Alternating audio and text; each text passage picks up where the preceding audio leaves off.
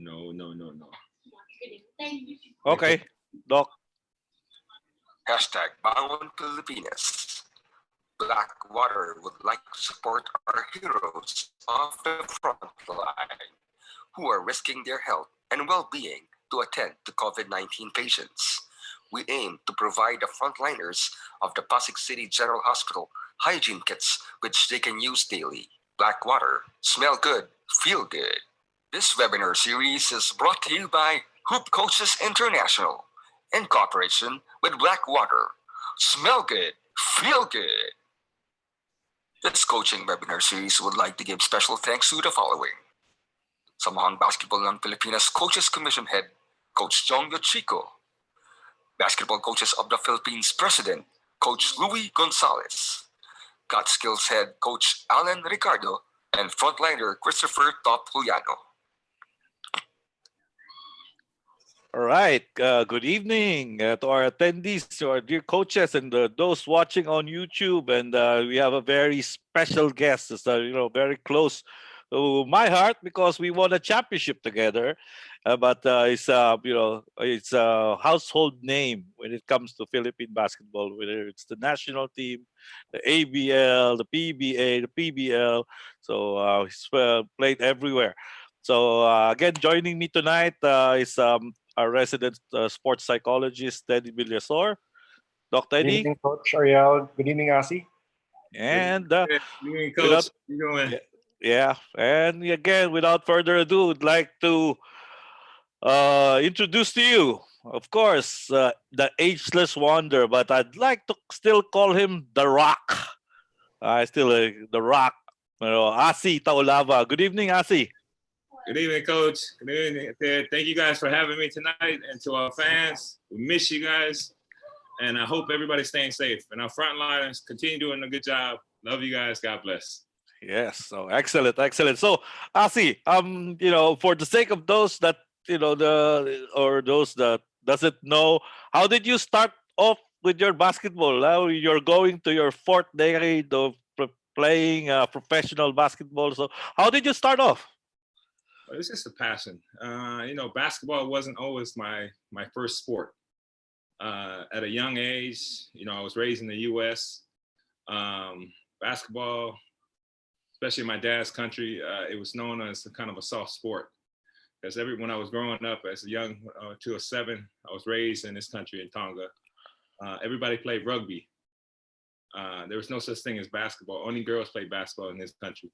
And then when I migrated to the U.S., I fell in love with playing American football. I wasn't always this tall. I was only freshman year in high school. I was only 5'7". I wanted to play sports, but I was short at the time. So I played on the football team. I was really good, but I didn't have the size and the height. My freshman year finished, that summer, I went on a crazy growing sprout. I went from 5'7" to 6'5" in 3 months. When I started my sophomore year, I came back, I was 6'5". Wow. I came back 6'5". It's just not the height, but the size too. I came back pretty much like a grown man. I was 6'5", 260 pounds. That's when my football coach at the time he was with me throughout the whole summer. And the basketball team coach, that's when he started talking to me, asked me, hey, you're one of the tallest kid on our campus in high school. And once you try out to play on the basketball team. That was my sophomore year. I was a late bloomer. I really didn't enjoy the sport. I was clumsy. I'm 6'5", but I can barely touch the rim. I had no skills whatsoever. And my love from sophomore year up to where I am today, it just continued to grow. It's like, I guess that's why I'm still playing today, because I started so late playing basketball. The wanting to learn, to understand the game. You just don't play the game with brute strength. That's what I used to think before. All the gifts I had when I was younger, I thought I could just overpower everybody and just outplay everybody. but I didn't know there was another aspect to the game of basketball, and that's playing smart. I just wish that I was smart when my younger days, knew how to play the game, let the game come to me, understand that I have, 13, 14 other teammates that I can rely on instead of just being selfish at times. But those are learning curves for me, and I can live with it. I understand the game of basketball a lot more now than I did when I was younger. And I get that opportunity at my age now that I have 2 younger daughters that's going into the sport. So I try to break all their bad habits that I see that I had when I was younger. Sometimes I'm a little bit too strict on them, but at the same time, I'm trying to give them good qualities. What I understand what coaches are looking for, what coaches don't want and what coaches want. It's hard teaching young teenagers, but I think eventually with a little bit more work and patience, I think they'll be able to understand it. Excellent. I know you're starting to coach not just your daughters, but also helping out with the UP women's team. How was that experience? Oh, it's awesome. I'm a father of four daughters. Mm-hmm. But coaching goes to a whole different ball game, especially women's basketball. Me as a player, dealing with guys is easier. But when it comes to girls, your voice has to lower. I can't shout at girls like I would, how I am, I'm very loud when I talk to my teammates. So when you get a little bit louder, when you're trying to get your point across to them, sometimes you're just trying to teach them, but sometimes it comes out loud. They start crying. So Yes, I have sir. to stop myself.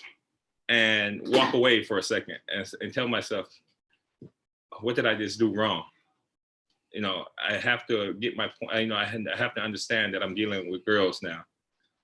And I even talked to, he's a good friend, Coach Pat Aquino, Mm-hmm. the women's national team coach. I always ask for advice. I want to understand the women game of basketball a little bit more. And he always tells me it happens. It's happened to him.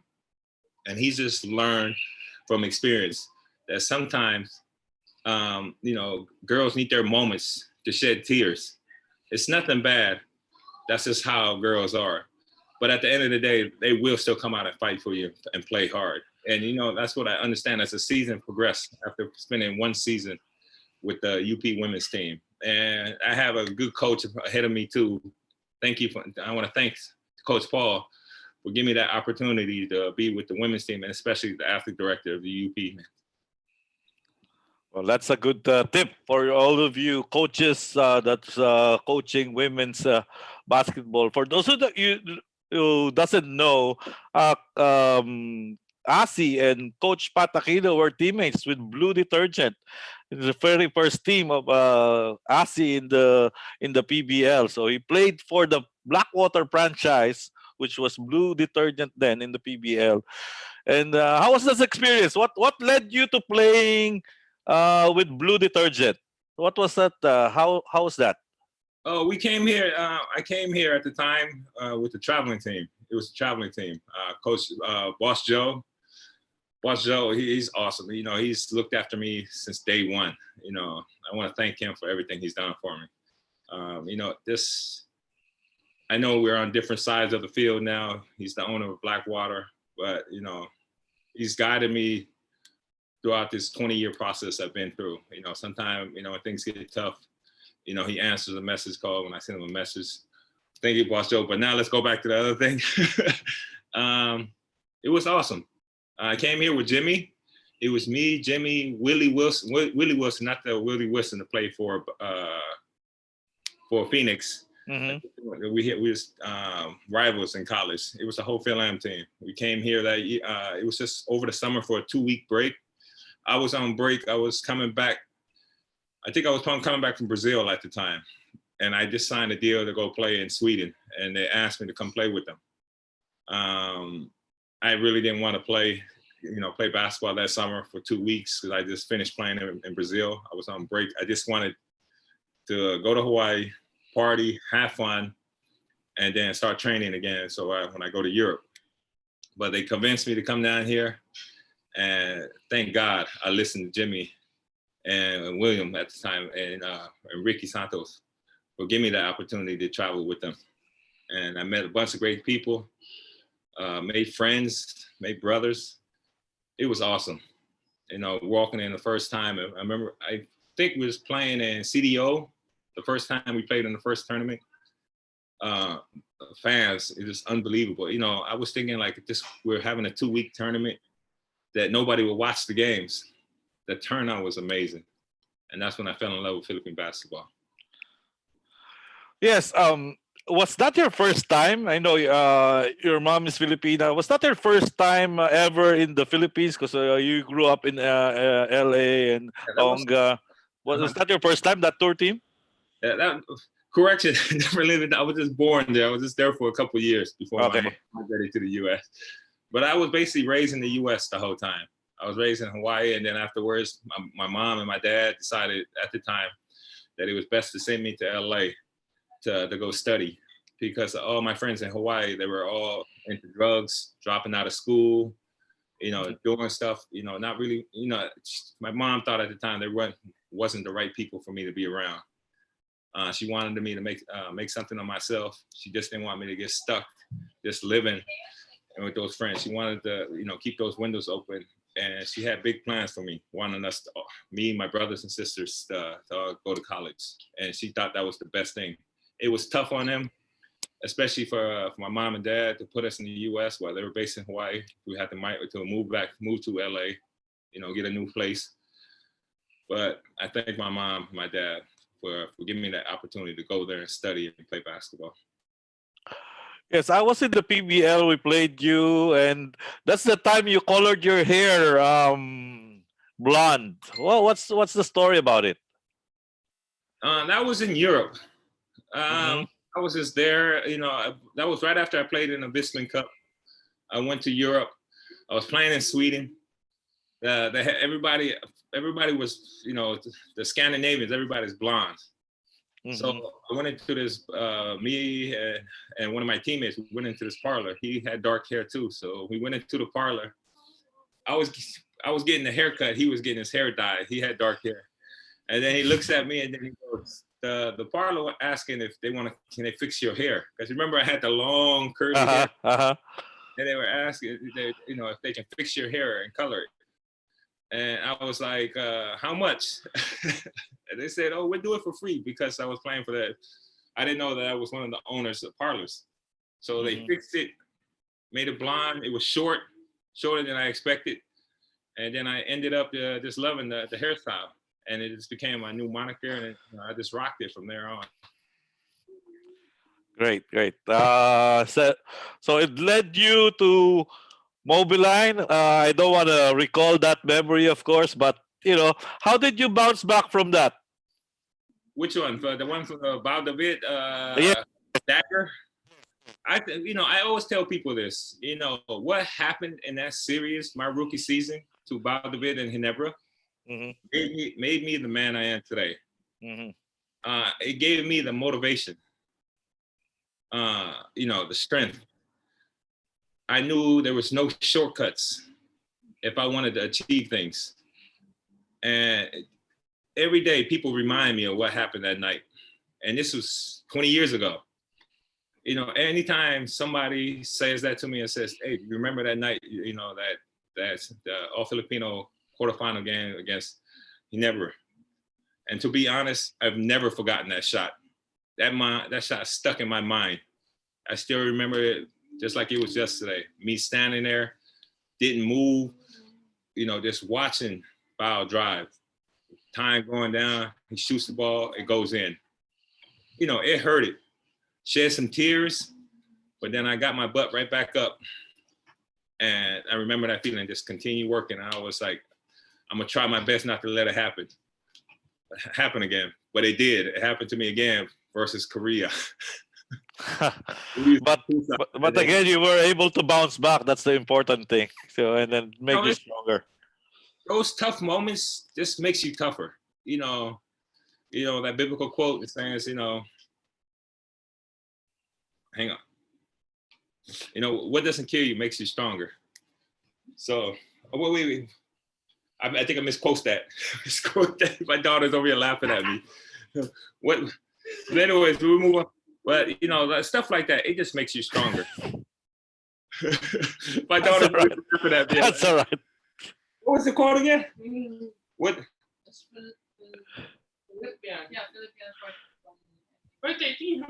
at that! You guys don't even know yourself. Yeah, get out of here. Go. Look at this. I got my daughters over here. They try. I know. I missed.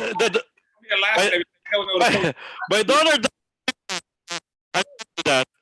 You see, hey Ted. You see, this is what I have. This is their moment. Now I look like a complete idiot on YouTube, and they're laughing, and they don't want to throw me a lifeline. That's all right though. But I'm sure the coaches understood that that situation you were able to make it as an opportunity or as a hello. So an opportunity for you to become a better person and to become a better player. And that led you to being the ageless ASI. The ageless ASI that you are now. Doc Teddy, any follow-up? I have one. I think it'll make everybody forget about the last 2 minutes. ASI, one of the things. Thank you, Ted. One of the things I really liked about. Throw me a lifeline. One of the things I really liked about your career was when you started out, you came to the games in a full suit. And what I want to hear from you, what your thoughts were on that. The little I heard back then was that you wanted to give a certain amount of professionalism to your work. That's why you came in a full suit. So could you tell us about that story? Thank you. That was exactly right. Your quote there. I felt at the time, I wanted to, to be a good role model. And to be honest, I've never, in my wildest dream, expected I have that amount of attention when I first came into it. I had it in amateurs, but I wanted to protect my image at the same time. And I wanted to be very professional off the court as I come to the game and on the court. I had stuff that was bothering me before, but when I stepped on the floor, when I come to the game, I want to be professional. I want to come there. The fans are there coming from all parts of the country to watch us play. You want to step on the floor and they want to be excited to see you. You just don't want, to come there just looking all rugged and stuff. And that's one thing I love about the younger generation these days. James picked it up, took it to a whole different level. James Japp, Mark Pingris, Artardi, all these guys are like PJ Simon. These guys like to come, look like, like you see them on a GQ magazine. These guys are dressed up, and I appreciate those guys. That's how you're supposed to look. You're supposed to come to the game, looking like you're a professional, and then take that off and then go out there and put on your basketball court uniform.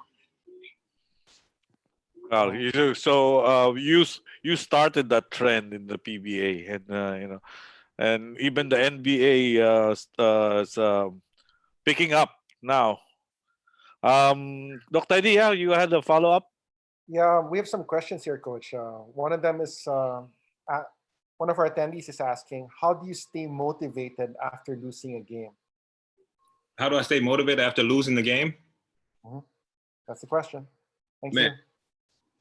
You try your best. Some of these guys I know on a personal basis, but to lose the game to them, it's like taking food out of my kid's mouth off the table, bills that I have to pay. So after that game, you go home, you rest up, and then you just get ready to get in the gym the next day because you try to end that losing streak. Because the PBA season, we have 3 conferences in 1 year, and those games go by fast. So we can have, it's basically like an NBA set. We can have a game tonight, and 2 days later, we have another game. So you try to bounce back as fast as possible, and you want to win games. At the same time, you want to put yourself in a good position to make the playoffs, because that's where all the, the big bonuses are at. I have a personal question, and it's of great interest. When Dennis Rodman's traveling basketball team came here, you had a very memorable matchup with him. Could you share with me your experience going up against the Worm? I think it's his birthday today, so I think it's an apt question. Thank you. Hey, that dude is strong.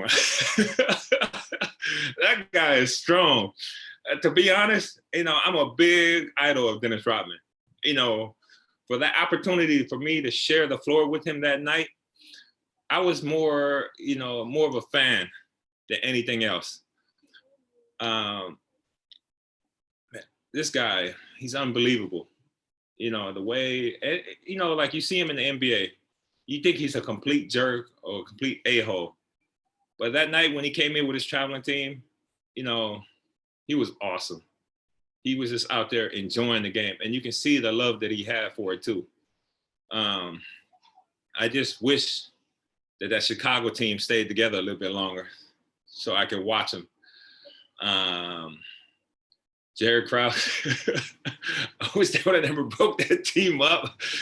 Now I'm watching the last dance. I was like, man, just imagine if they would have kept that team one more season. Then afterwards, let it play by ear. But Dennis was one of my favorite guys, and to see him to be on part of the last dance, it's just awesome. That guy gave so much to the game. I followed his whole career from Detroit. I'm a big Laker fan, but I idolize Dennis because of rebounding. I watch him because of his work ethic and everything. But I follow him when he was with Detroit. Then he came up with the Lakers, now San Antonio, like all the teams he played for. But I think where he shined best is when he was in Chicago. That's when the best basketball of Dennis Rodman showed up. You can see, as Mike said, how smart he was. He can dominate the game just playing defense and rebounding. And, and he still shine, even playing with Mike and Scotty. Dennis is just an unbelievable player. And going back to that, him coming here, I was excited that I was chosen as one of the players from the PBA to play against Dennis. It was just an honor to just be on the floor with him, just to see this man up close. Somebody that you see on national TV, every big game that Chicago played, Detroit, when he was at the Spurs, and to finally stand there. I just wish, what I've been searching for is somebody took a picture of us together. And if anybody has that picture out there of me and Dennis when he came here on this tour, please send it to me ASAP. I'm begging you. All right. So, or send it to Hoop Coaches, and we'll be happy to send it to ASI. Among the players that you played against, local, in the PBA, who was the toughest, and then among the international or import players, who were the strongest player that you ever defend? Well, locally, I think before Kirby Raimundo, it would have to be Dennis Espino. Mm-hmm. Dennis Espino is very crafty, skilled, has a jump shot, has footwork, has the things to so deceiving that he can just get away with. You think you have him defended, but he'll still find a way to get his shots off. And at the same time, Dennis's lower body was very strong. He was very hard to guard. Dennis can just punish you taking his time with the ball. Because before we went in the FIBA rule, the PBA style, it was sort of like the NBA, where you had to guard guys one-on-one on the block. And, what's crazy about Dennis is you have a hard time matchup trying to guard him. And at the same time, he's an exceptional free throw shooter. So you pay the price. You try to guard him one-on-one, makes his moves, you foul him, he goes to the free throw line, and it's pretty much automatic. Now, going to FIBA for me, hands down, the best Asian player ever would be Yao Ming. Mhm. Yao Ming, people try to have this, just like Michael Jordan, how they try to say who's the best player. Certain they say Haddadi, it's other players. But for me, by a landslide, it will have to be Yao. Yao, when he was, I think I played against him, that was 202, and he was only 20, 21 years old. We're playing a basketball game. I make my first shot, so I'm screaming at Yao. This is an Asian game. That hook shot. Yeah, that hook shot, my only hook shot. And I took 7 shots that game. Uh-huh. The next 6 shots I took, it was a volleyball game. Yao spiked. I looked at Coach Jung. I was like, this timeout. Get me out of the game. Man, this is so embarrassing. I think they beat us by like 40, 50 points. And Yao, my next 6 shots, I still can remember that. I was like, my next 6 shots, that's why I'm going to keep attacking. And Coach Jung kept saying, attack the basket. I said, attack. Boy, he was so motivated to play against the Philippines at the time. He spiked the next 6 shots. I had no choice but just stand around and watch him from there on out.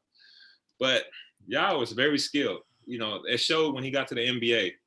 He wasn't just good in Asia. He went to the NBA and he was an all-star. And he was a superstar there. And even globally, look at him. He was the #1 vote getters when he was in the NBA. Dr. Eddie, there's a lot more questions. Can you ask ASI, please? Thank you.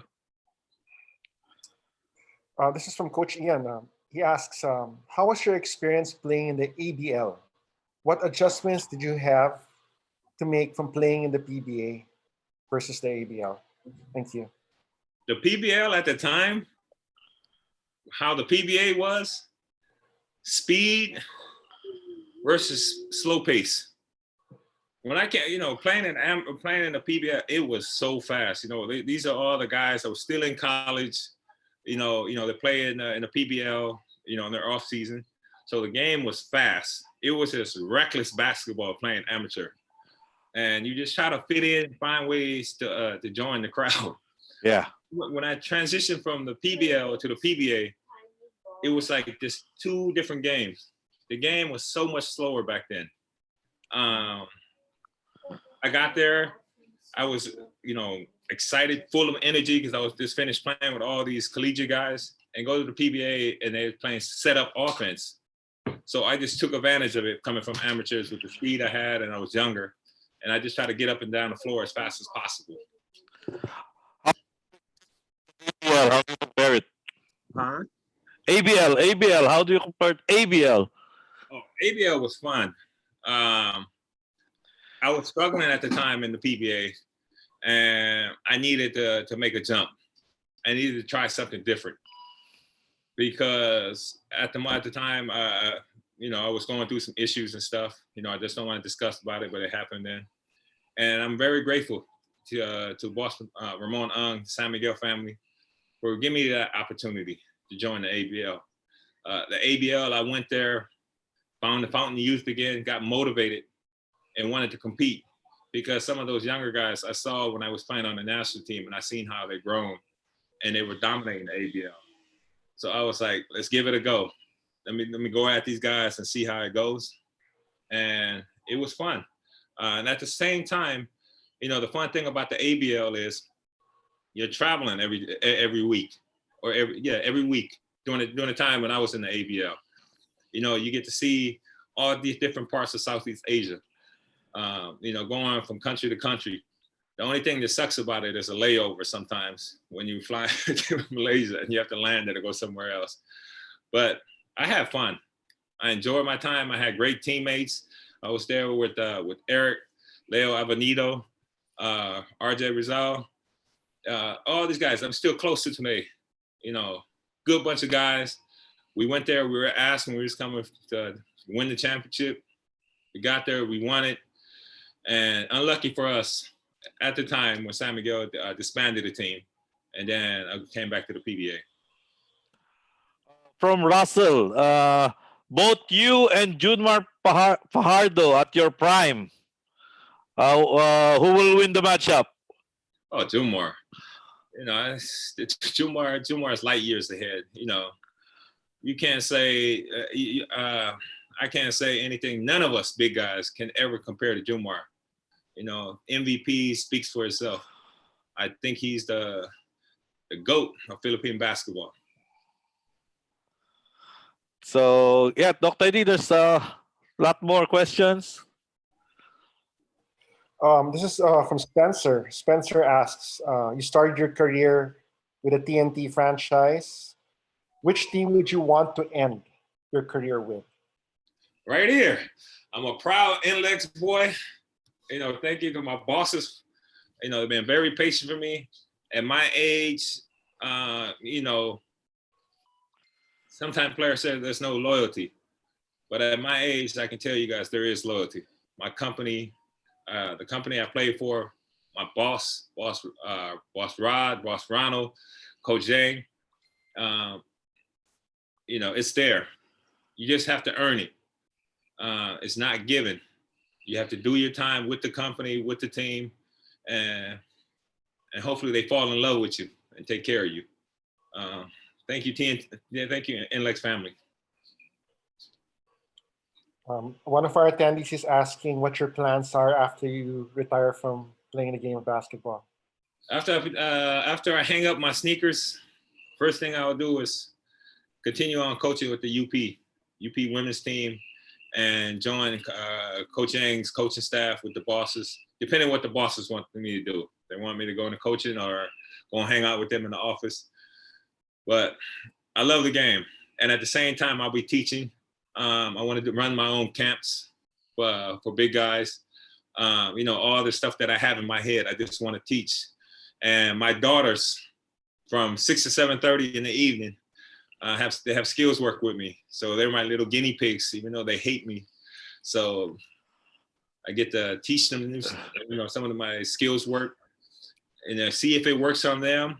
So that way I can have a better idea once I open up camps. With all in this pandemic, everything slows down, everything becomes better. Because I know nothing will ever be the same again. We just have to adjust and adapt and try to figure out life for ourselves. A lot of things is going to change, and hopefully within due time, everything goes back to normal. Maybe we should show some of your workouts one of these days. Maybe, you know, some of you don't. You know, that's one thing I did when I got older. Before, I was very open about it, sharing my workouts, you know, posting on my Instagram and stuff, see what you know, where I'm working out at, what I do, what's my regimens. Nowadays, I'm a little bit behind closed doors.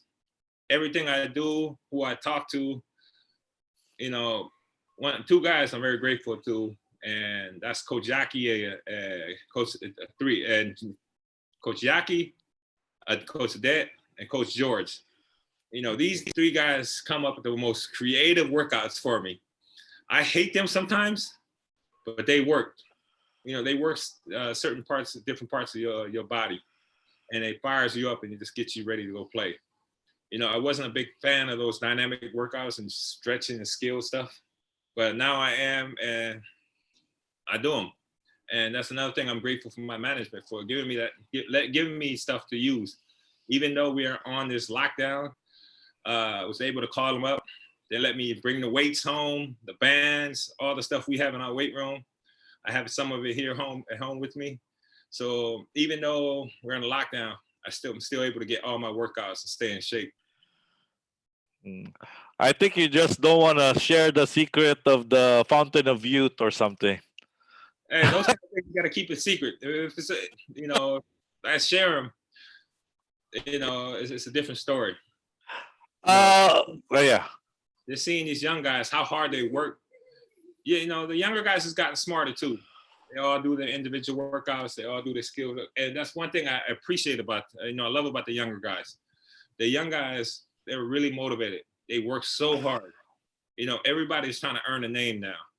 So if you're not ready, you're not in shape, it starts in practice. They'll walk all over you in practice and make you feel bad. And then get in the game and you get walked all over again, then it's time to retire. So you have to stay ahead of them. You can't let them beat you the first punch. You got to throw the first punch. And that's why it keeps me motivated every morning.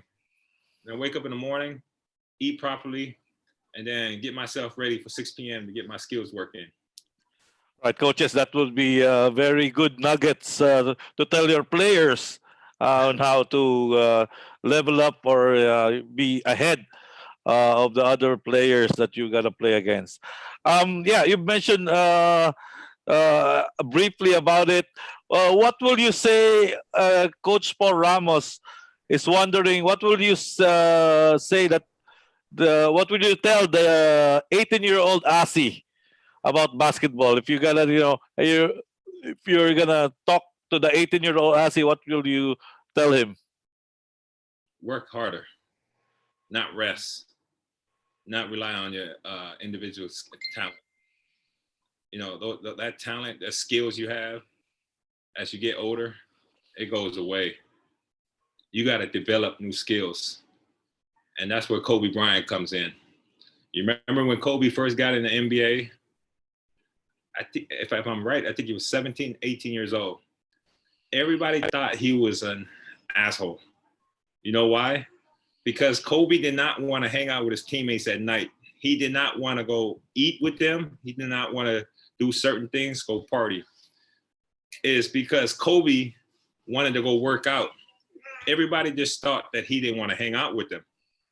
But Kobe was so professional about everything that he wanted to go do extra shooting. He wanted to go do extra lifting. He wanted to prepare his body for the NBA. And as I got older, that's what I should have done. Instead of being out late nights, trying to hang out with my friends or go drinking and stuff. I think I would have achieved a lot more goals if I would have done that. If I would have worked harder, stay focused on my goals, and not zigzagging around. All right. Dr. Eddie, there's more? Asi, what are your favorite basketball shoes? Coach Ian's curious. My favorite basketball shoes. Before I got into all these pricey shoes, expensive shoes. I know. Chuck Taylors. You wore them. Yes. You wore them at the game. Back when I was younger, I told you guys, my parents migrated us from Hawaii to LA to, to have a better life, study and everything. So we were living under a budget. So, back in those days, Chuck Taylors were very cheap. So very affordable. Got me a pair, just played with it. And, before these expensive shoes, I remember the first time I got my first pair of J's. I think I was in college. And that's when I had a job, a summer job. And that's the only time I can afford to get my shoes. Because when I was in high school, all our shoes were just coming from our high school team. We were sponsored at the time. I think it's by Cons. And all the shoes I had back then, they were given to us for free. But I remember purchasing my first pair of J's, and that's when I was in college. And I loved them. But if you ask me what's my favorite shoes, it would be, the Chucks forever. Mm-hmm. I think it's a classic shoe. My only concern with the Chucks are if you're in really hot cement, the heat seeps in and it gets stuck there, and you can't take your shoes out because of all the laces. Oh man! Imagine in the summer when you play on the blacktop with those shoes on. Oh my goodness, your feet are on fire after you're done. But it's a beautiful pair of shoes. Beautiful pair of shoes. They innovated the shoe now. Now they have the new Chuck Taylors out. I haven't tried them on yet, but one of these days I'll give me a pair and try them. Hopefully, they address that issue. Yes, the shocking. Coach Spencer is asking, who is your toughest coach that you've been under in the PBA? Who's my toughest coach? I think right now. Of course. But at the same time. Tough love. Yeah, tough love. At the same time, he's like a dad. Coach Yang is one of those guys that he's strict, but at the same time, if you work and what's the word? He's strict, But if you put in the work on that certain skill that you want to do, he won't stop you.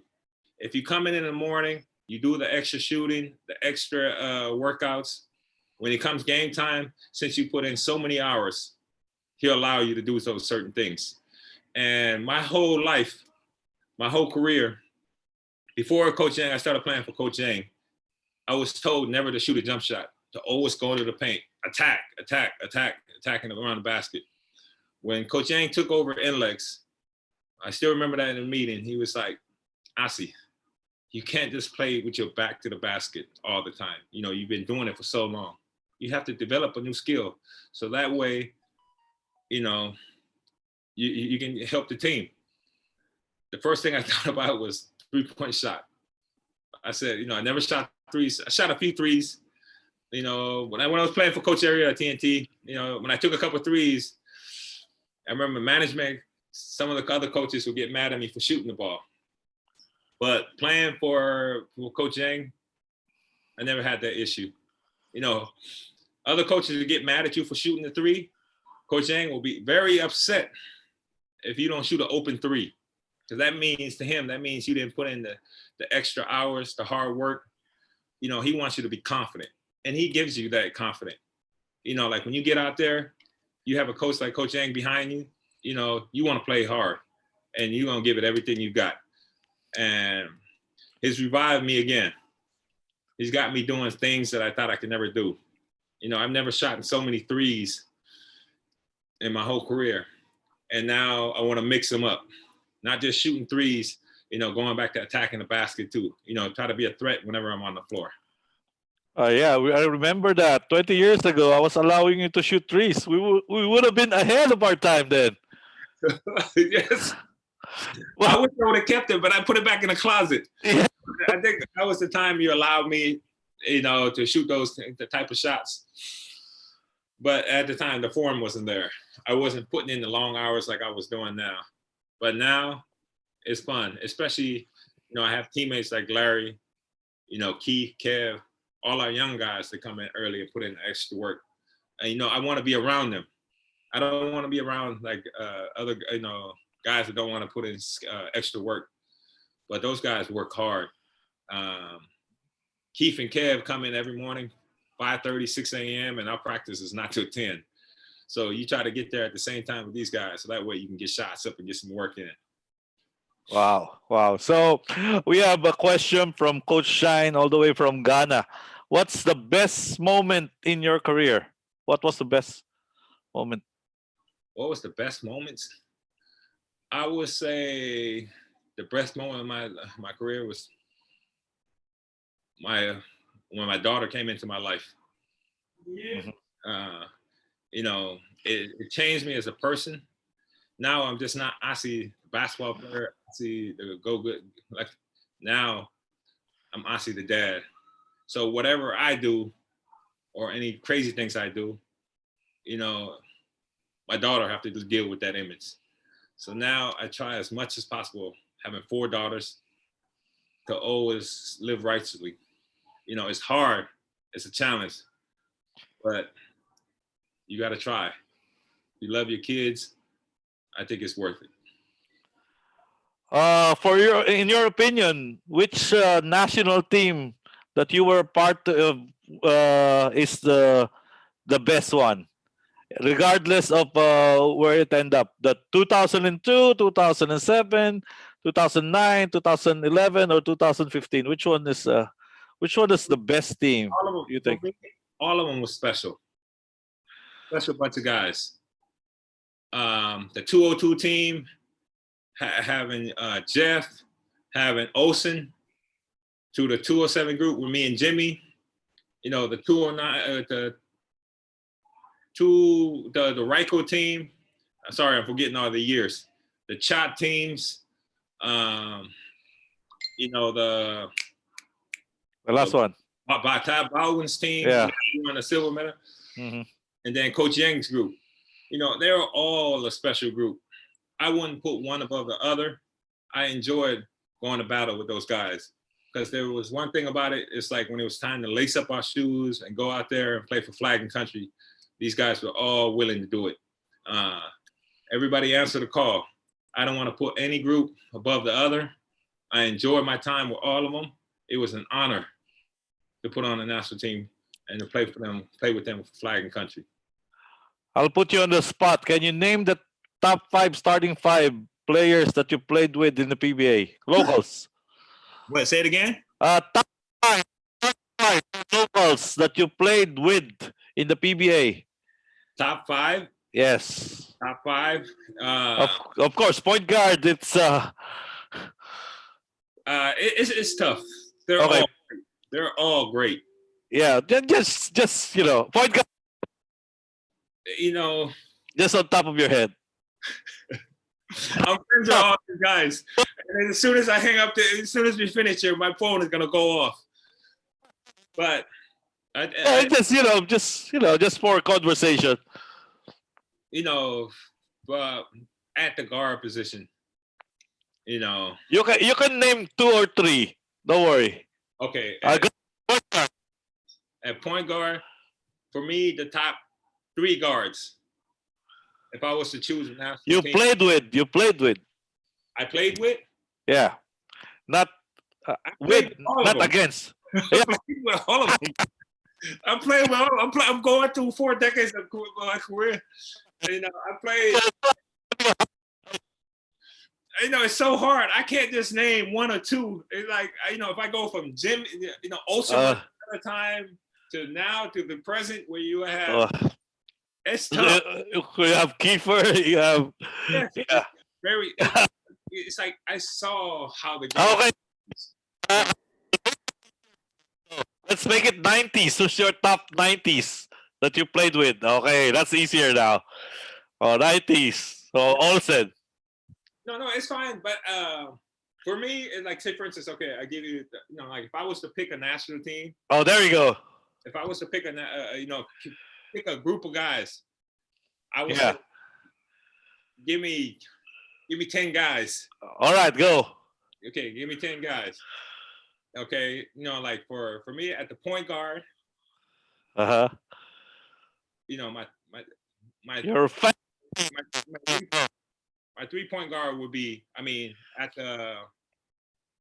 point would be Jimmy. Jason Castro. Paul Lee. Okay. Now at the 2, he's a combo guard. I will Terrence Romeo.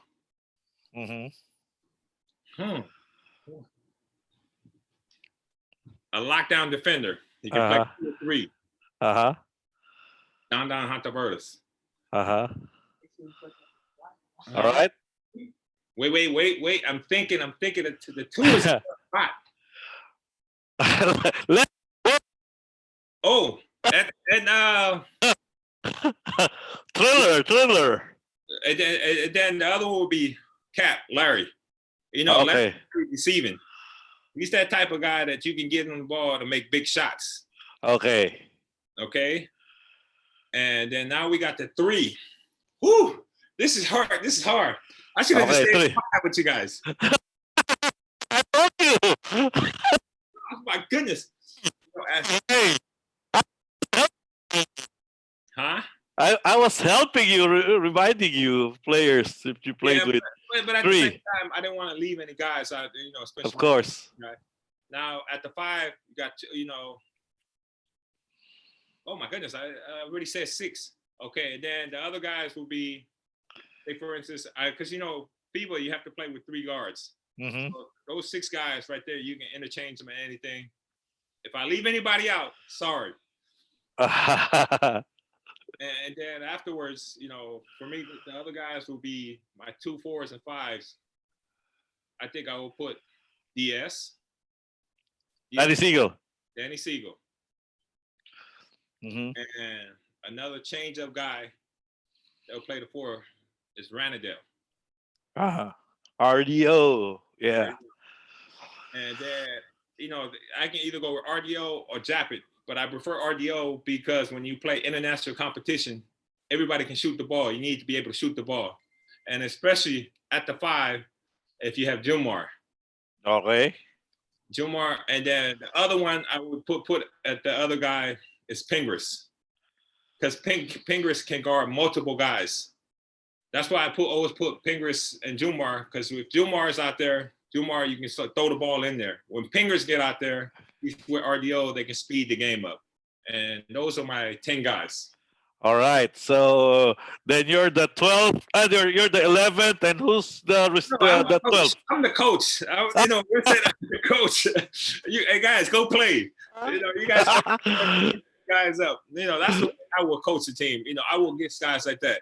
You know, I will only get one big, and everybody else will just be speed, speed, speed.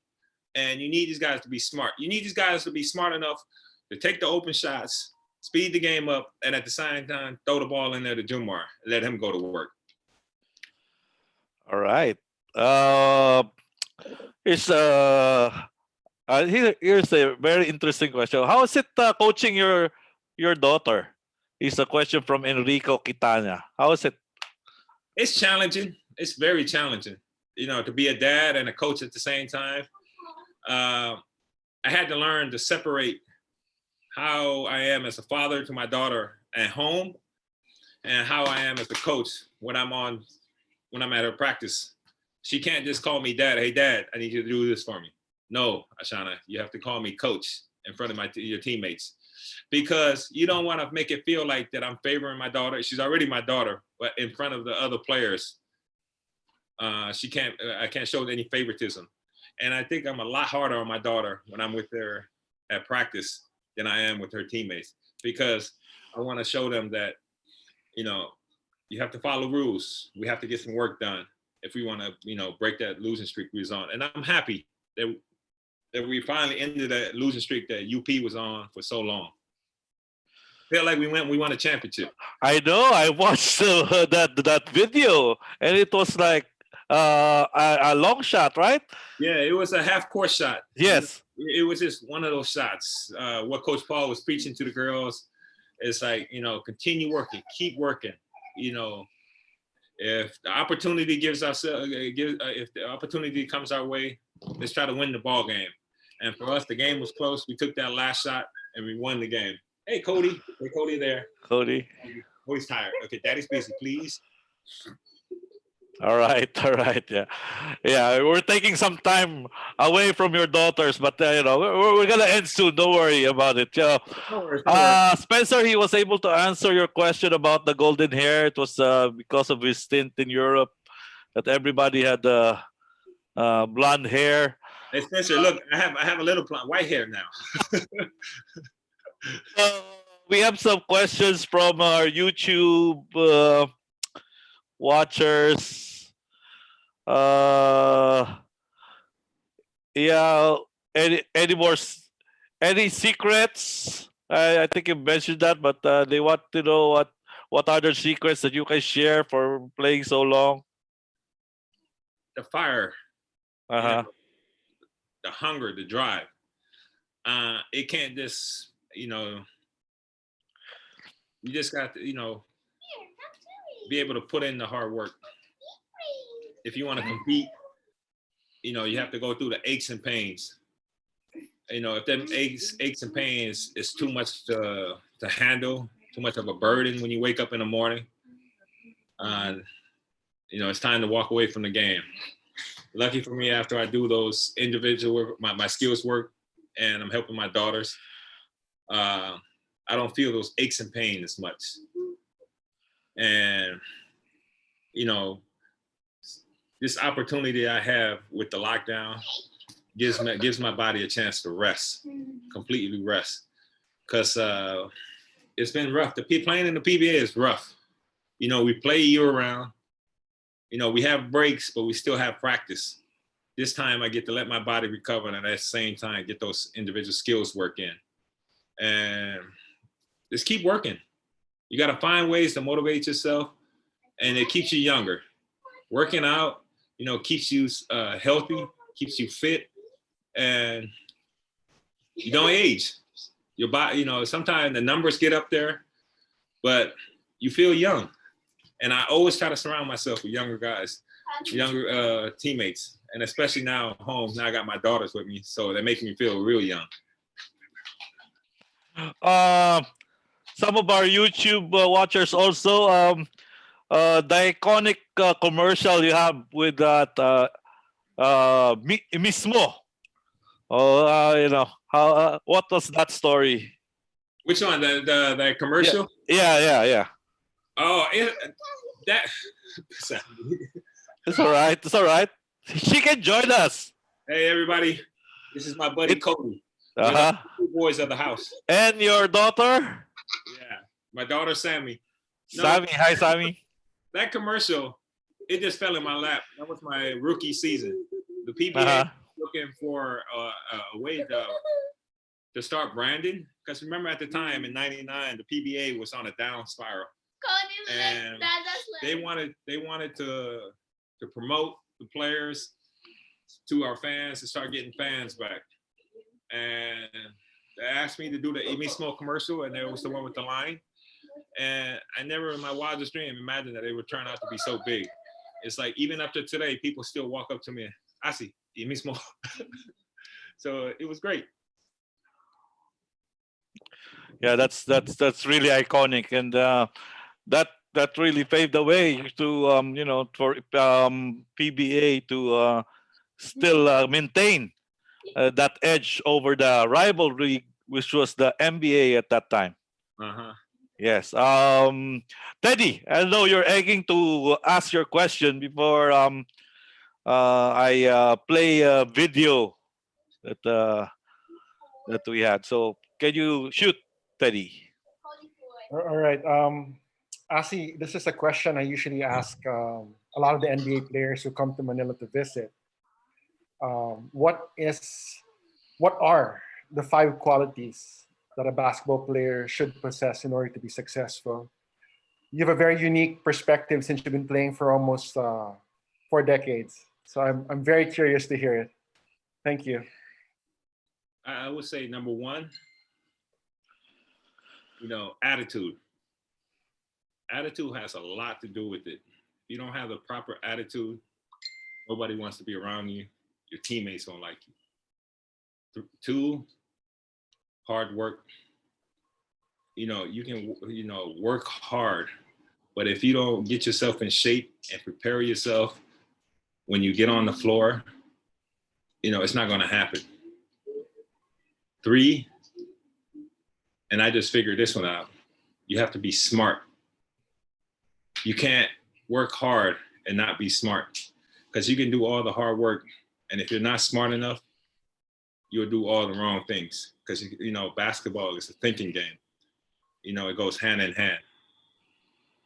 And then 4, you have to be very coachable.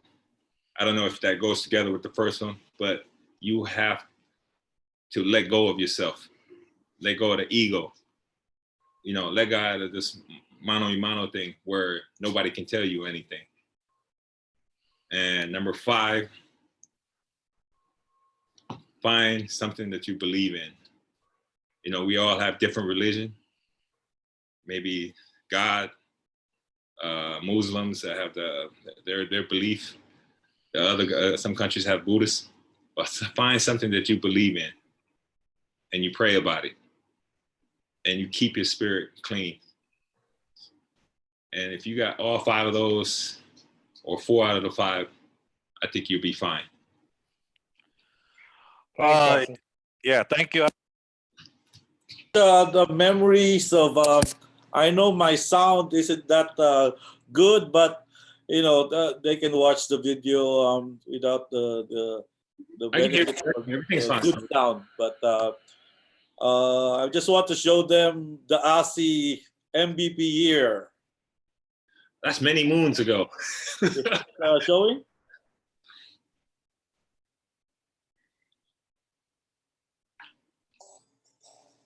Dr. Eddie, can you see it? I can see it, Coach. Okay. There's no sound though, but I can see it. Yeah, that was an awesome team.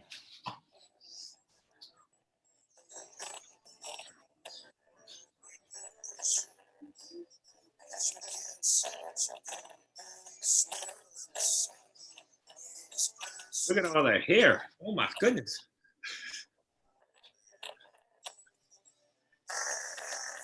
Yeah, the audio's pretty.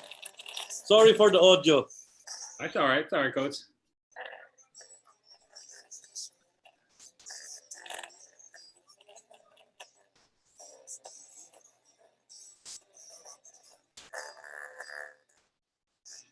Look at Kuya Bong.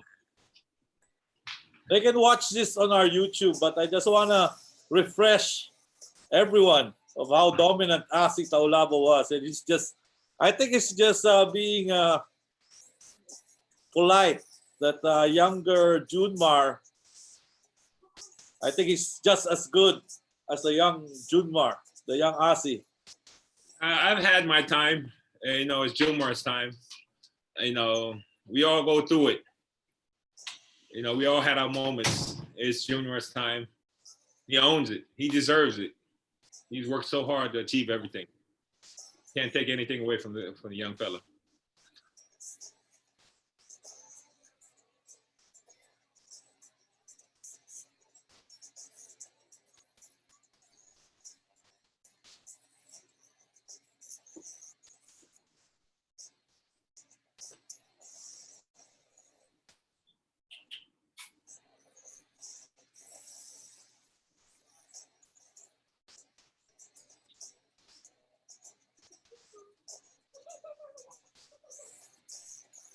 That was a special team.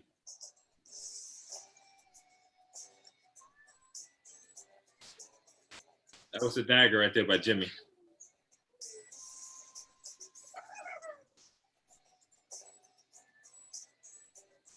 We looked so young at that time. Even Bong Ravs looked young.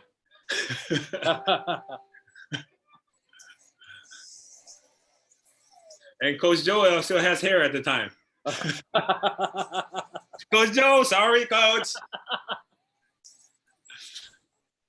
I think out of everybody in that group, it's just me and you, the only two that kept the hair.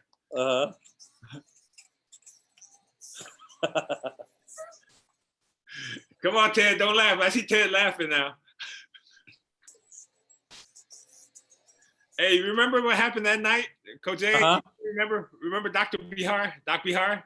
Yeah. Remember, he was so happy we won the championship, and he was standing there, and all the fans was, you know, yeah. He didn't know they took all his cell phones. I was like, Doc was wow. He's like, man, he's like, I lost my cell phone. I was like, you donated your cell phones. Whenever the fans get around, you gotta hide everything. MT. All right. Yeah, I brought that in. I just wanna talk about how is that you know, what made that team click? What made that team click? I think it was, we had Lady Luck on our side that year. If you remember, Coach Joel was on fire that year. He just won a championship with I think in the PBL. Was it the PBL first? UAP. With Ateneo. Then he went to the PBL. He won a championship there. Mm-hmm. And at the same time, we was having coaching problems with Coach Woolpert. Mm-hmm. With Coach Woolpert, and then management, wanted to take a different direction, and they brought in Coach Joel because he was the hottest coach at the time. And he came in. I think he wasn't doing good. I still remember having a meeting with him, him telling us what was our goals was going to be as a team. And I love what I heard. I think I first got Sam, no. Sam, please. That's all right.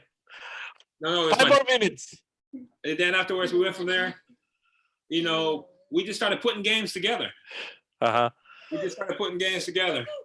You know, he said, "Give him, believe in him, believe in his system. You know, give us a chance, give him a chance to coach us in big games. You know, from the quarterfinals to the semifinals." He said, "Get me to the finals. I win the championship for us." And I still remember that speech Coach Joel gave us. Mm-hmm. And we got there. Remember, we was in the finals. we just went through a grueling semi-final match with Alaska. Mm-hmm. And we got to the finals. I think we were a bit exhausted and too excited to be there. We lost our first 2 games. Mm-hmm. We lost our first 2 games to Coke. And from there, we had a talk. And I was surprised we came back and won the next 4 in a row. It was just unbelievable. And the fashion, how we did it. Yeah. Great memories. Great memories. Great memories. Lifetime memory. We had great leaders at the time.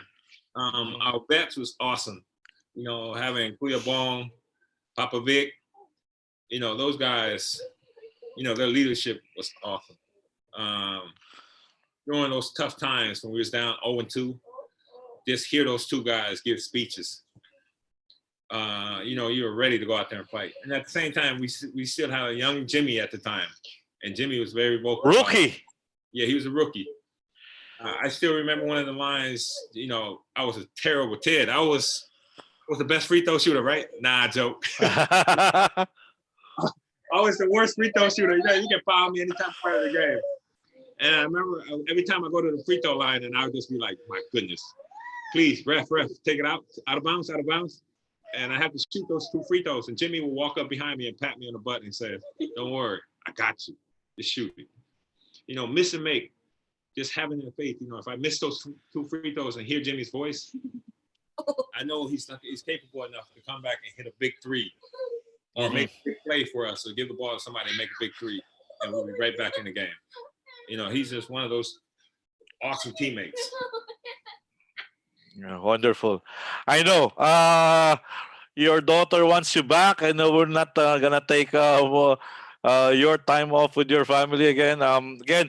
Would like to give you the floor. You know, the coaches here would like to thank you for your time, and just every time you speak with ASI, you'll speak from the heart. And thank you so much for sharing your story and sharing your tips to the coaches.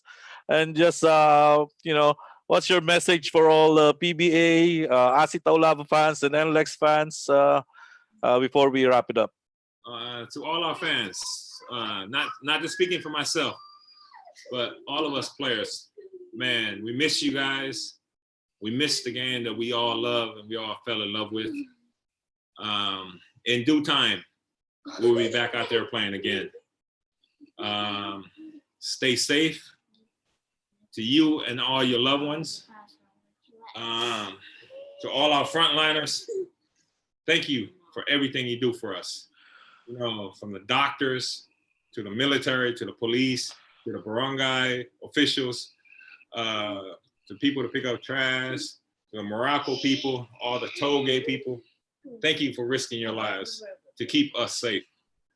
God bless to you all and all your families. And love you guys. And Ted, Coach A, thank you for having me on your show. I know it's been long overdue. And thank you for being nice to me. Even though right, Cody? We owe you. We owe you. And thank you also for supporting our. I wanted to hear from you that you're gonna support our donation or auction. So of course, watch out for that. The Asians one will be donating a jersey. Yeah. For all our frontliners. Coach A told me the auction will be happening tomorrow, right? Tomorrow at 8. I'll personally autograph a jersey. Wow. On behalf of me for the donation. And again, thank you guys for having me. And signing off, this is my daughter, Sammy. Sammy, hi, and hi to Asiana and the rest of the Taulava family, and to, of course, Anna May. Okay, thank you guys. Thank you guys for having me. Okay. All right. Everybody stay safe. Yeah, for our attendees, again, thank you, Asi. For our attendees, we have our last session will be at 10. Hello. At 10 p.m. Of course, Doc Teddy's session. You can't miss that. The important role of a sports psychologist in a basketball team. It will be also aired live on International Ball on Facebook, and it's an international webinar 10 p.m. Doc Teddy will again join us at 10 p.m. on an important webinar. Again, stay safe. ASI, thank you so much. Can you just say mismo? You mismo. All right. Okay. Right. Good night. Yeah, good Stay night. safe.